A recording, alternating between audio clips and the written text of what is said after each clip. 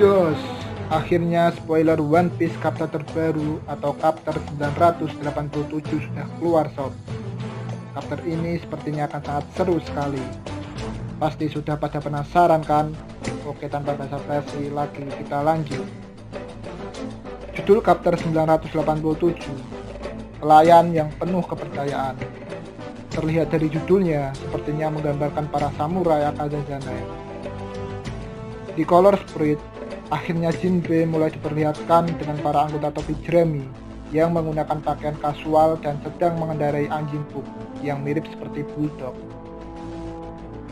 Chapter ini dimulai dengan Kaido yang mengingat ketika dia dilukai oleh Oden. Kaido juga teringat jika Oden mengatakan bahwa semangatnya akan terus hidup dan Kaido tidak seharusnya meremehkan para samurai Wano. Kembali ke masa sekarang, diperlihatkan para Akazazane menusuk Kaido beramai-ramai.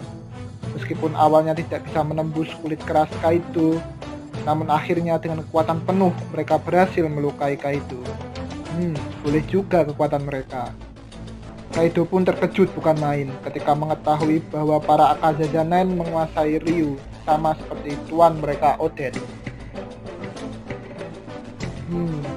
Ini menunjukkan jika Luffy mempunyai kesempatan menang melawan Kaido.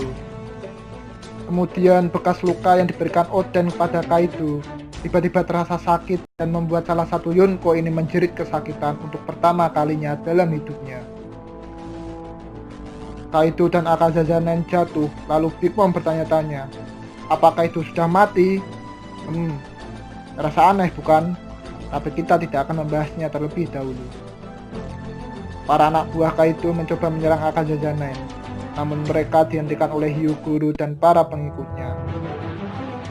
Yamato juga mencoba untuk menyerang Kaido, namun sayang, dia dihentikan oleh salah satu topi robo yaitu Ulti.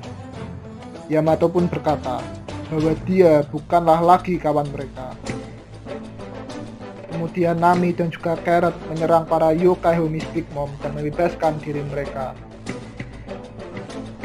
Kaido terluka di beberapa tempat di tubuhnya, namun tidak ada yang serius.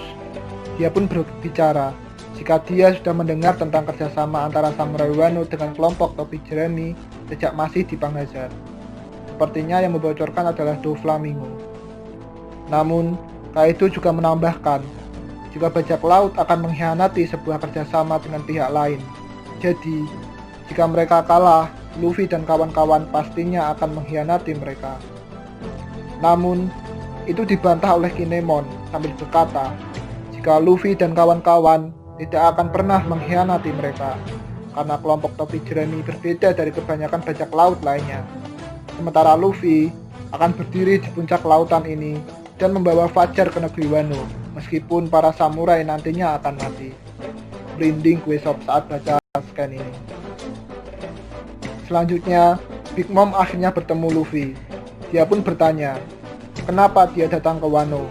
Apakah untuk mengalahkan Kaido? Dan Luffy pun menjawab, jika dia akan mengalahkan Kaido, Big Mom, dan juga Orochi. Ini adalah perang besar-besaran. Ini menunjukkan kepercayaan diri yang tinggi dari seorang Monkey D. Luffy. Pada saat yang sama, para samurai negara Wano memulai menyerang para anak buah Kaido.